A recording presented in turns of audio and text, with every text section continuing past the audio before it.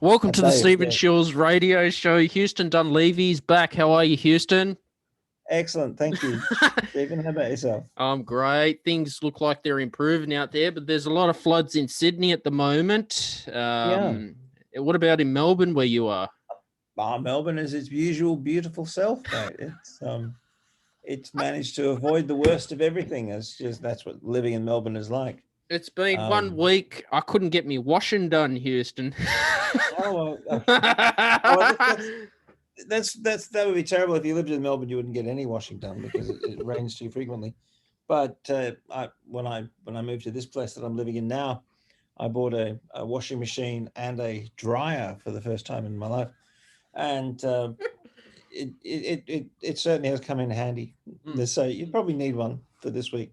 I remember the first couple of weeks that I lived in Wollongong when I moved back to Australia from the US. It was 1995, and anybody who can cast their mind back that length of time, who lived in the East Coast, will remember that was my first experience anyway, but an East Coast low, similar to the one that's currently bedeviling you in Sydney, was parked over Wollongong, and it rained solidly for 2 weeks, to the point where I felt that I'd be looking down at my toes and see mushrooms growing out. It was that bad. A colleague at Wollongong University, Wayne Dixon, offered us the use of his dryer because we suddenly had a baby. Yeah. And a baby that was using cloth nappies. So there was an awful lot of laundry to be done, and however, nowhere to dry it. And you couldn't go out and hang it on the line because it was just pouring. And you couldn't really hang it on the balcony either because it was so wet. The air was so wet, nothing would dry. And inside, it wasn't much better. There was very little we could do. So he offered us a dryer, which saved up sanity, because I think we ended up doing like 4 or 5 loads in his dryer. We just everything we owned basically went through that drying cycle. We just spent the day at his place. And I think on the way there was barely room for the 3 of us plus 4 loads of washing in his station wagon. So there was quite a bit. So there's I don't miss those East Coast lows that you have up there. We don't tend to do that. Our weather tends to come from the northwest at times, unless at the moment it's coming from the northeast. We're sort of getting the tail end of what you've got, but normally it comes from the northwest, and we get what Adelaide had 2 or 3 days ago, just slightly cooler and perhaps a little damper. Actually, I wouldn't mind a little damper right now. But I'm feeling a bit hungry. But anyway, there's an old dad joke there. But no, we've got a lot of fogginess here at the moment. That's our main contribution to the climate is fog. And I can usually see the city skyline from my window here quite easily. In fact, it's a lovely skyline. But the tops of the skyscrapers are all obscured in cloud. So I wouldn't like to be working up there in the cranes or anything, because I'm sure there's no one up there at the moment building there, because they just fall over. You can't see a darn thing. But other than that, the vaccines have been rolled out too. Have you had your shot yet? No, I'm in line because I'm in the tier 1B. Yep. As a diabetic, but we're in no rush, because the other thing that's happened in Victoria, of course, and in New South Wales too, is we've gone many days without any cases, and so they're just getting things slowly and surely together, particularly for those of us who want to make sure that these are safe and everything, and it's a new vaccine for us all. I'm probably going to get mine sometime in the next couple of weeks, I should imagine. I've just got to liaise with my GP, and I think it's Victoria's been hardest hit by it all, but at the same time we've responded most aggressively, and I think that's due to as much to the belief that people have in each other, as well as, dare I say, without being too political, the belief they have in the leadership. Um, we just recently had the Victorian Liberal opposition. Believe it, there is one. Most people couldn't tell you the leader of the opposition's name in Victoria, but his name is Michael O'Brien. Mm-hmm. There was a Liberal, he's a Liberal, and there was a spill in the Liberal Party. Yeah, I heard about that. A leadership spill. But they waited until Daniel Andrews, the Premier, had broken his back and was lying in hospital. And I thought it was kind of sad that you had to wait until your opposition leader, your opposing Premier, was lying on his back with a possible broken back and potential surgery and going to be out of action for weeks before you decided you felt strong enough to change your leader. They were they're in a bit of a bind, the dear old Libs. The Victoria, when I first moved here in the 1970s, was a dyed-in-the-wool Liberal. Was Liberal. They'd been Liberal for years. Mm-hmm. But the Liberal Party then was very different to what it is now. It was far closer to the centre. It was at most it was a centre-right party, and it had people like Rupert Hamer, as the Premier. And as through the Kennett years and years after that, which was interrupted by some Labor politicians and governments, they moved to the left, further to the right. And I don't think that the Victorian Labor Party moved with them as much, and that's one of the reasons they've been fairly popular. When I moved back to Victoria, Daniel Andrews was already, I think, Premier. Is Daniel Andrews Labor or Liberal? He's Labor. He's done a good job, actually, I think. But I'm sorry? He's done a good job for Victoria. Oh, I don't think there's too many Victorians would say he's done a bad job. We all admit that to the fact that there were mistakes made, particularly, and we don't know how much of it was the fault of the state and how much of it was the fault of the federal government. With such things as the aged care problem, and 600 of the 800 people who died in Victoria were in aged care centres. And we had a lot of people die. But who was to blame for that? Depending on your political colour, you'll either blame the federal aged care minister, or you'll blame Daniel Andrews. The fact is that it was Andrews got us out of that hole. Whether or not he dug the hole, I don't know. The quarantine problem, again, should have been a federal responsibility if you're of that particular stripe that says it was their fault. And of course, the fact that with quarantine, once it's out, and it's happened in all states, once it's out, you've got to have a good contact tracing system. And they learned from what was being done up in New South Wales, by the sounds of things. And the contact tracing system here was very good. So the last quarantine escape, which was several weeks ago now, they shut that down very quickly. They got 170 people suddenly got to find themselves in isolation, and a few of them tested positive, but all survived. And there's now been no cases of community transmission in quite a number of days. There's nobody in quarantine has it. Nobody arriving from overseas has it. So no one's going into quarantine. So the pressure is off the contact tracing people, but it's still back on the people who are doing the testing and anyone who needs to go into quarantine. While they're still putting people in quarantine, no one is sick. Yeah.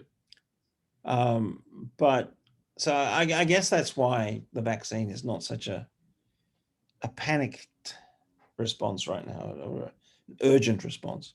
Because there's three. You got the Pfizer, the AstraZeneca, and the Johnson & Johnson, but they want to give the AstraZeneca for some reason. Well, the deal that the federal government made was with AstraZeneca, Mm. and the deal would mean that CSL here in Australia would manufacture the AstraZeneca. Mm-hmm. And the breaking news today is that they've got 400,000 doses already, I think it was, have been made, and that's what's being passed out. And that's what went out from the 22nd of March, which was Monday. Mm. So we're going to have to live with the AstraZeneca because that's what we're making. The Pfizer was ready, and that went to all the frontline healthcare workers and people who were very frail and very sick, and very vulnerable. Mm. So that seems to have gone through the system. Nobody seems to have complained about that.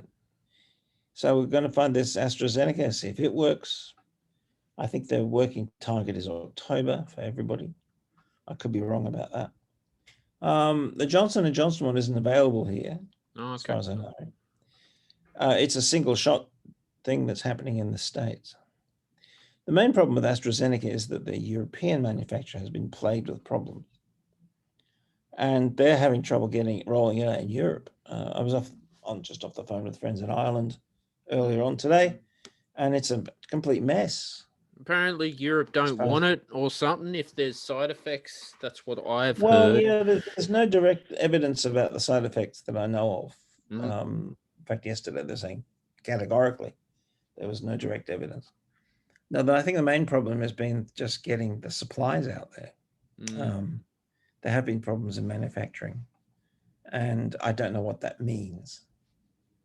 Whether it's the fact that the machines don't work or the workers don't, one of the two. Mm. But But see, yeah, it's been a pain.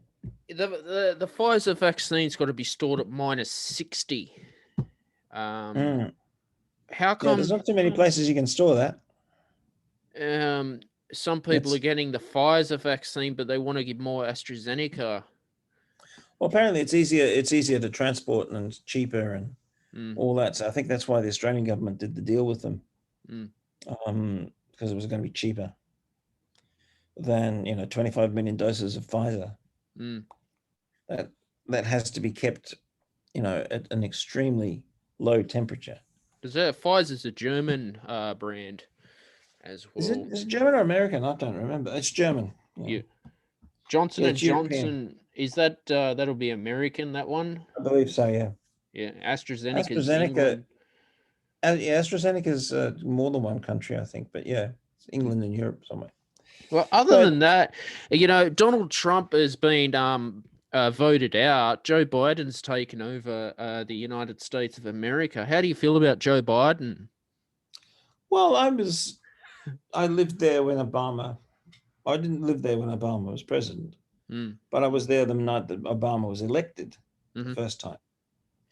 I was in California that night, which was apt because once it became obvious that once Obama won California and its 60 electoral college votes, that he had won the presidency. And then there was, by about 8 or 9 o'clock on that night, I was in San Francisco, I was in Oakland, California. Mm. By 7 or 8 o'clock at night, it was clear that he'd won.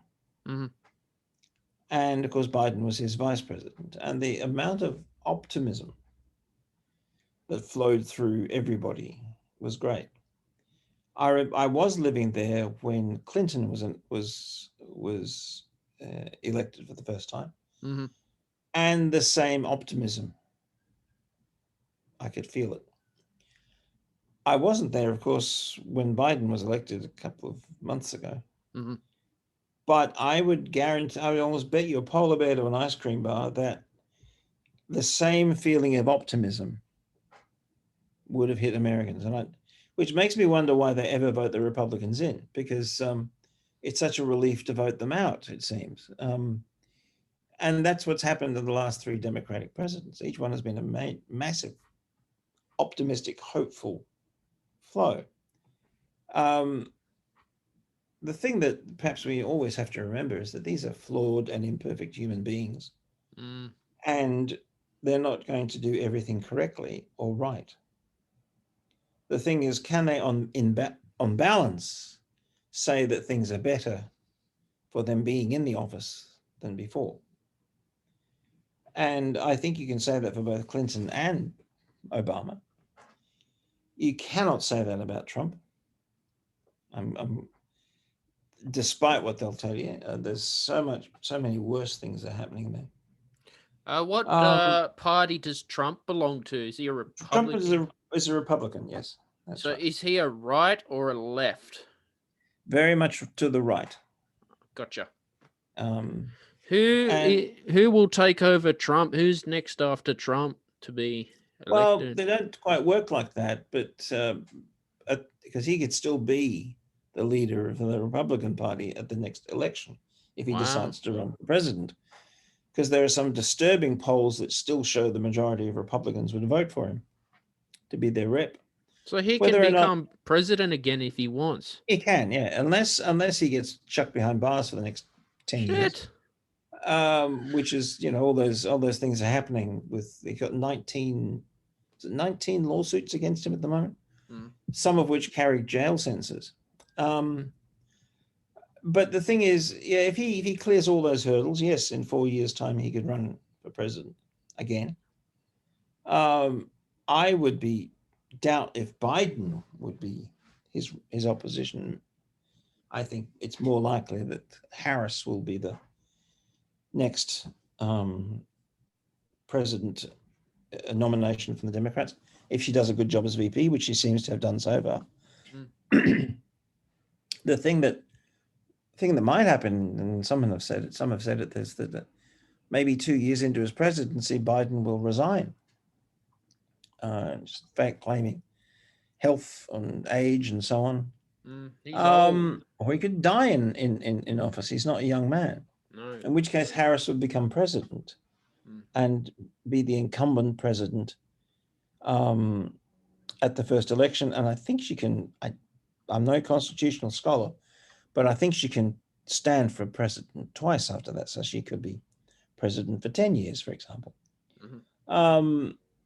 But I think so far on certain things, to get back to your first question, I think Biden has done a number of good things.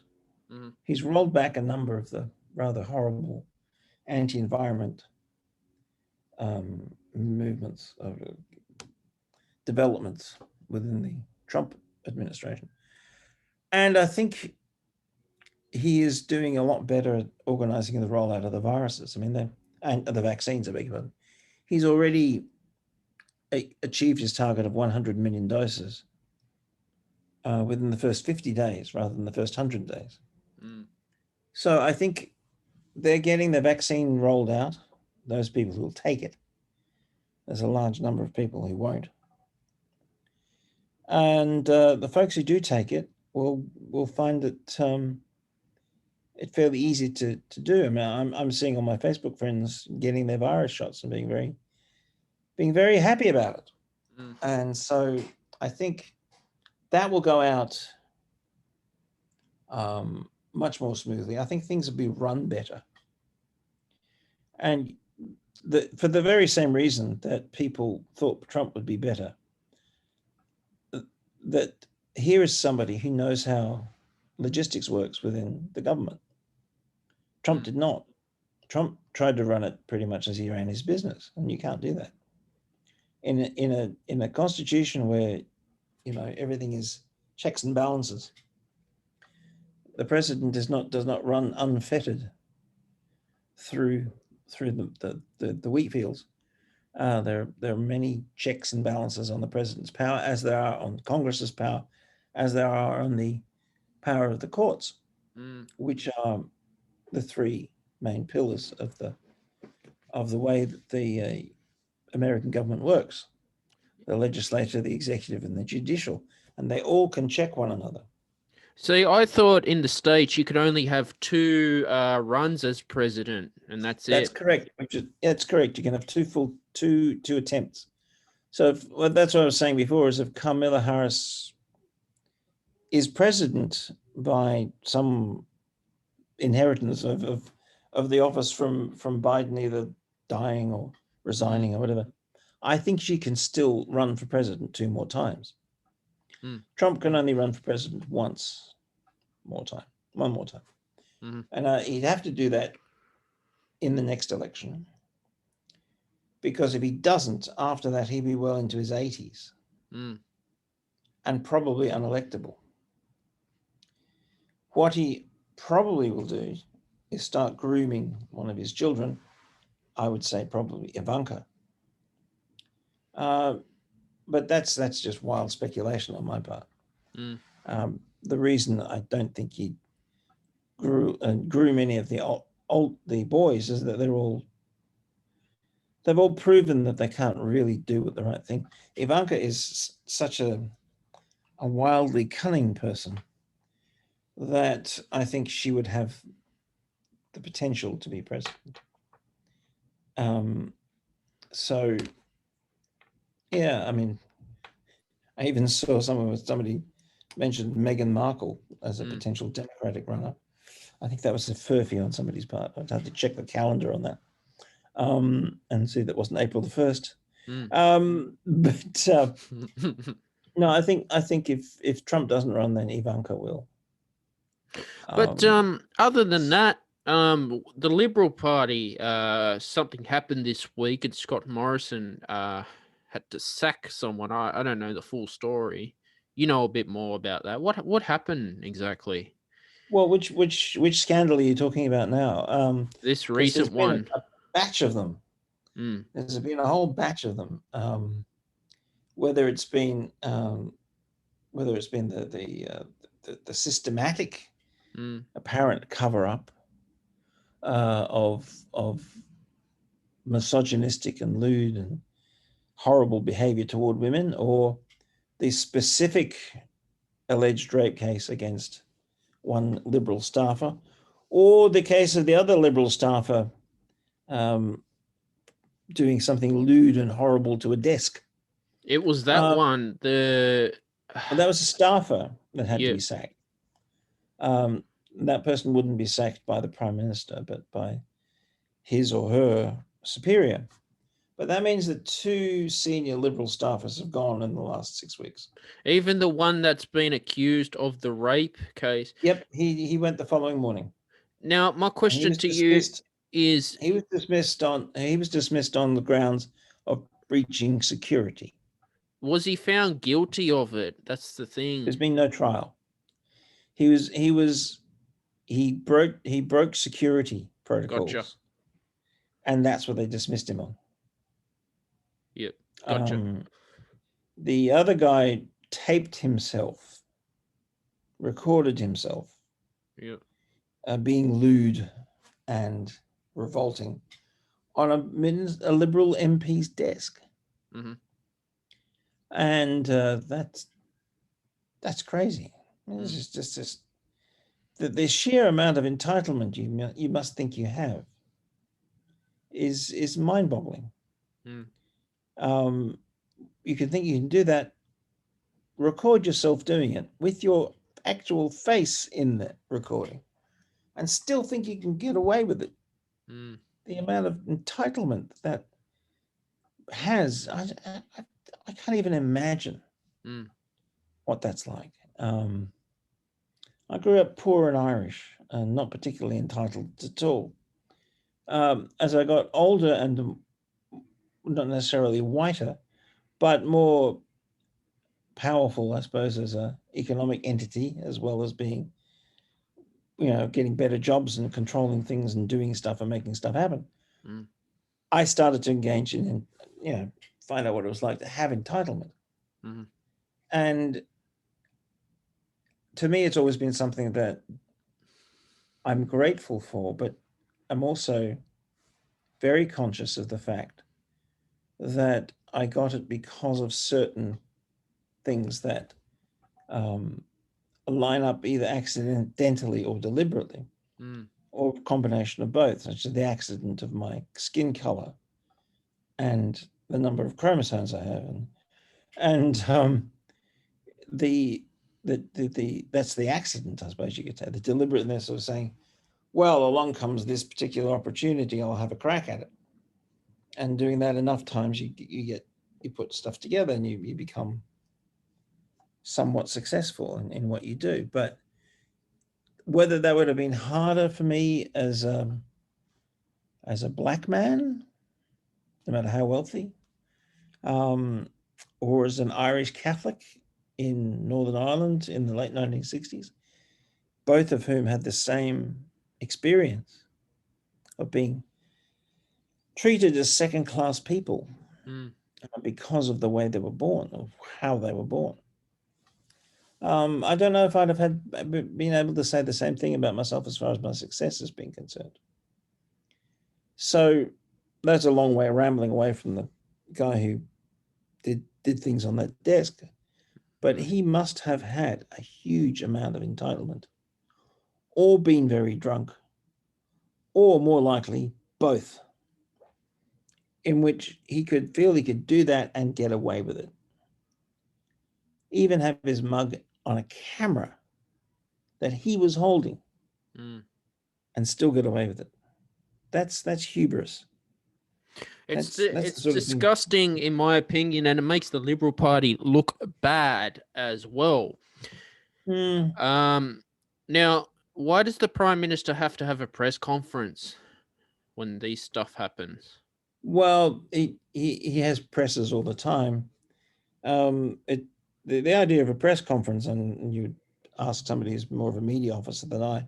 Yep. But a press conference is there for a number of reasons. One is to, in fact, get some information out, but it's also there it's so that the person who's giving the press conference can control the information as it goes out. This is what the narrative that we want to have heard. So we have a press conference. A media release goes out with it, which basically sums up what was said at the press conference. The only time you're in trouble at a press conference is when they ask thorny questions. Yeah. So most of the time your presses are your way of controlling information, controlling the news media, or what the media gets. That's why the presses are happening. Sometimes they backfire. I think that Morrison's had copped a bit of flack for some of those presses. Things like crocodile tears and all that sort of stuff. And that's possibly correct to have done so, to have copped that. But that doesn't get away from the actual meaning and purpose of the presser, which is to set the agenda, rather than have the media just speculate. What's the difference between the Independent Party? Because Mark Latham, I was a kid, he was running for Prime Minister. He was Labor, but now he's independent. Is he independent or part of One Nation? I don't remember. I thought he was a One Nation person. Mark Latham is a mystery to me, wrapped inside an enigma, etc. I don't really understand Mark Latham. He's been state leader of One Nation in New South Wales, and he's now in the state parliament. Before that, he was leader of the ALP and leader of the federal opposition. But he's been state leader of One Nation in New South Wales since November 2018, somewhere around there, about 3 years. So he's not an independent by any means. I think he's an opportunist. You read his stuff and you think, how could anybody with a brain and a functioning pulse actually believe some of this nonsense that he's spouting? The amount of misogyny and racism that's in his utterances is, and the pure insult that comes with it, the vitriol that comes out of it, I think is something that could well be manufactured. It could be something he has studied and does deliberately.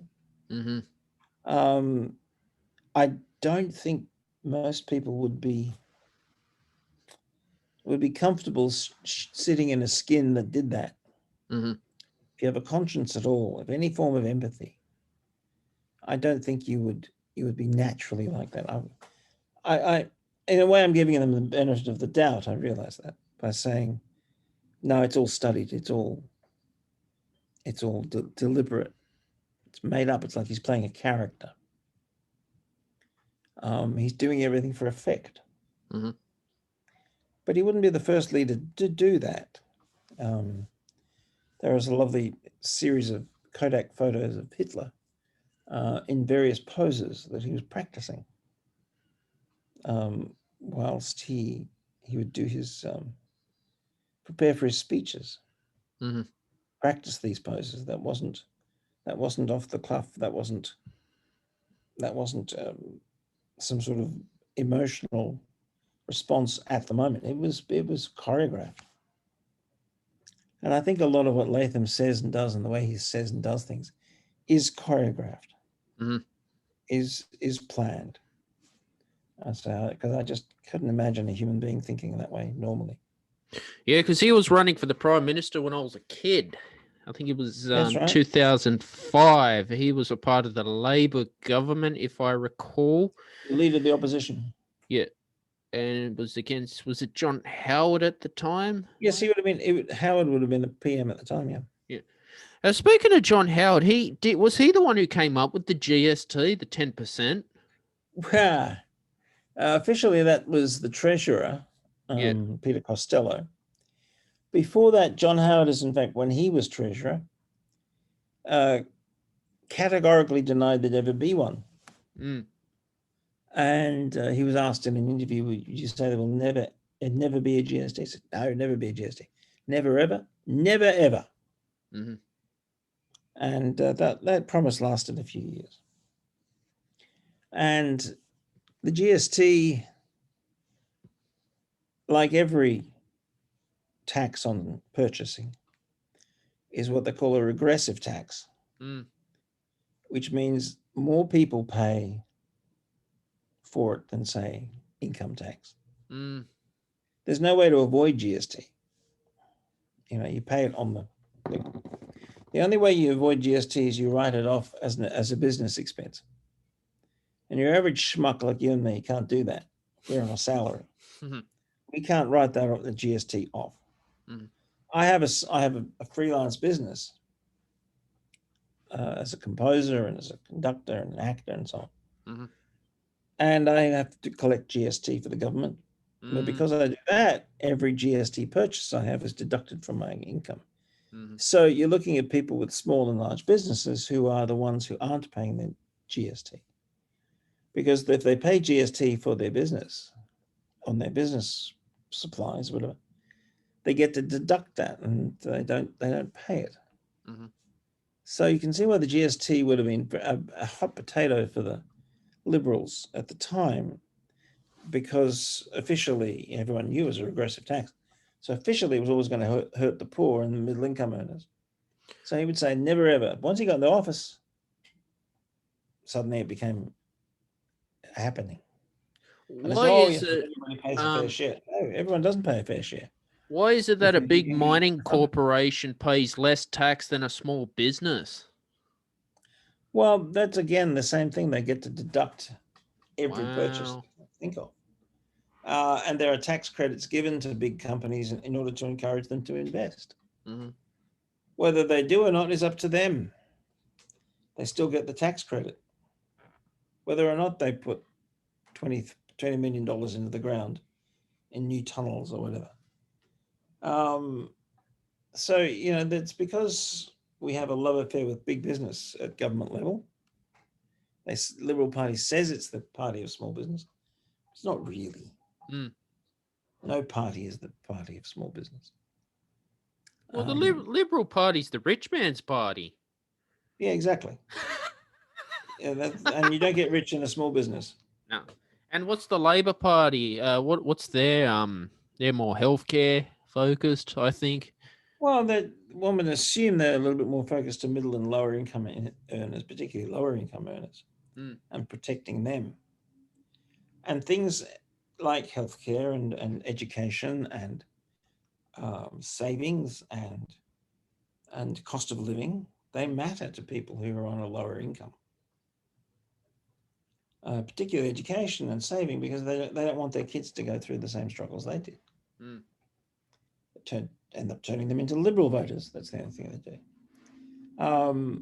But yeah, it's a case of having two different sets of culture behind you. One for Labor, one for Liberal National Country Party, I should say. And so that's the difference between the two, is that they're looking to catch a different demographic.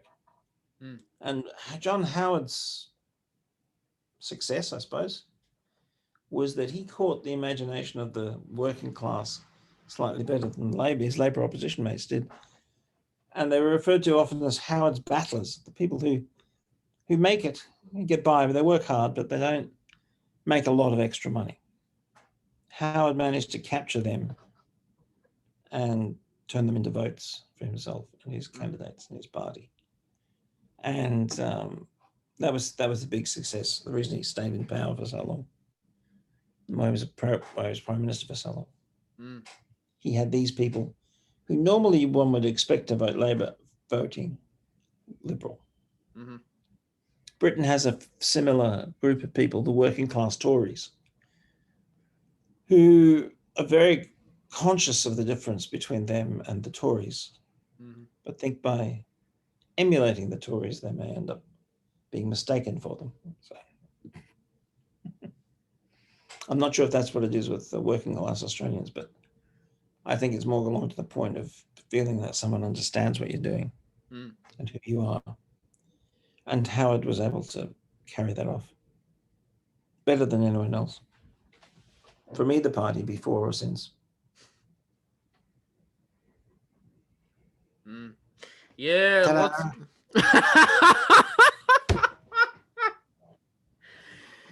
Yeah, look, John Howard even said like Iraq had weapons of mass destruction, but they never did.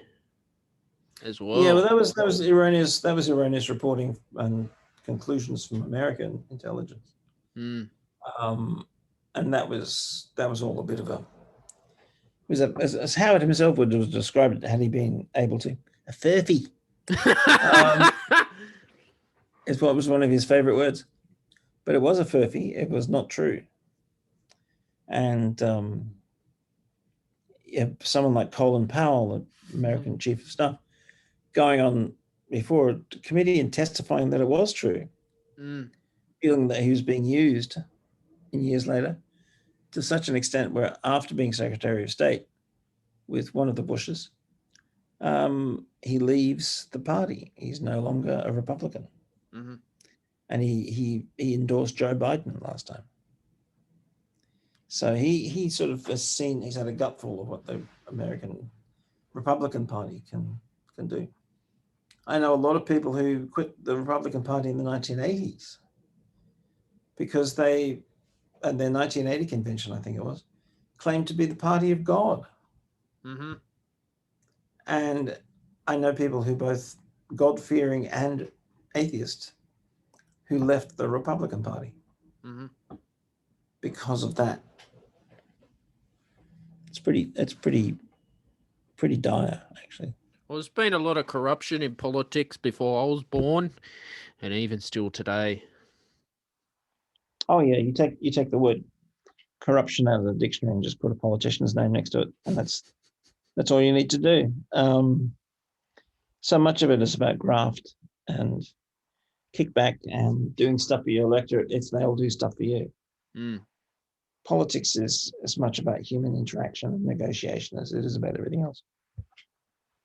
I think New South Wales still takes the cake. It's the first one that had an independent commission against corruption and the one that needed it most. But I've got a feeling that we're going to be saying the same thing in Victoria not too long from now. Not necessarily for this government, but certainly for governments in the past. Exactly. I mean, when's the next election, Houston? You have to Google that one, mate. Because got to be within a certain amount of time from the last one. but Google will tell you the Dr. times. Google will. Yeah, Professor Google in this case, I think. The last one was what, a year and a half ago. Mm. So every 3 years we have one. Mm-hmm. End of November, probably next year, I think. Yeah. Something like that. But it'll be on the website of the electoral aec.com.au, Australian Electoral Commission. Mm. That's it. And music-wise, what have you been working on with music? Oh, music-wise. Now, last time we talked, I just finished the first movement of Concerto for Euphonium and Brass Band. Mm. Since then, I finished the second movement, and I'm working on the third. Mm-hmm. In fact, the third is coming at me in huge waves, thick and fast. I can't write it down fast enough. I'm just hoping it just all stays in my head. Music-wise, that's the main thing at the moment. There are a couple of other projects down the line. There's a string orchestra piece for a festival in Chile at the end of next year. I've got a feeling I've got a couple of other pieces to write. And then there's 2 big recording projects I'm trying to get off the ground. Mm-hmm. Get the funding raised and then get those off the ground. So those 2 things are happening. And then it's not a full-time living. I'm also doing a lot of acting and, of all things, stand-up comedy. Nice. Yeah, have you heard of Rodney Rude? Oh, yes. Not only heard of him, but I've met him. I still listen to him today. Yeah, I've met him a few times. His daughter was a student at the University of Wollongong. Yeah. He'd pop up to her functions and so on, and he was at her graduation. Mm-hmm. He does not dress in public the way he does for stage, and he's a very different personality. You'd be happy to know, yes. Very different person. I've seen his old stuff on YouTube, man. It's like the funniest stuff you can watch. It's quite funny, in a psychological and rude way. Yes. Yeah. If you're there for the pee jokes and the body jokes, it's the right one. He's always going on about Pauline Hanson as well. Yeah, there's a lot of comedy to be made. There's a terrific parody person. He does a drag act where he calls her Pauline Pants Down, and his stuff is great. He's actually released a couple of singles, which are supposed to be her saying, "Please explain." And all the things she didn't understand, followed by "Please explain." Yeah, there's a couple of them around. Couple, perhaps not enough. Haven't heard any at this festival yet. What's he doing? Is he retired? Who's that? Sorry, Rodney Rude. Not that I'm aware of. I sent him a letter in the mail to see if he'd like to come on the podcast. Still waiting for his reply. Probably didn't get the mail. Probably somebody else was employed to do that and said, "Oh, it's not the ABC or Channel 9. Click it." Yeah, that's possible. Always possible. Oh, man. You could listen to his stuff on Spotify and all that as well. Yes, you can. Just as you can mine. And I believe yours. Hey, did you hear that I won first place in the Voyager songwriting competition? Yes, I did. Congratulations. I'm getting a little plaque in the mail to put on the wall. I wanted the prize money instead. Maybe they used the prize money to send you the plaque. It's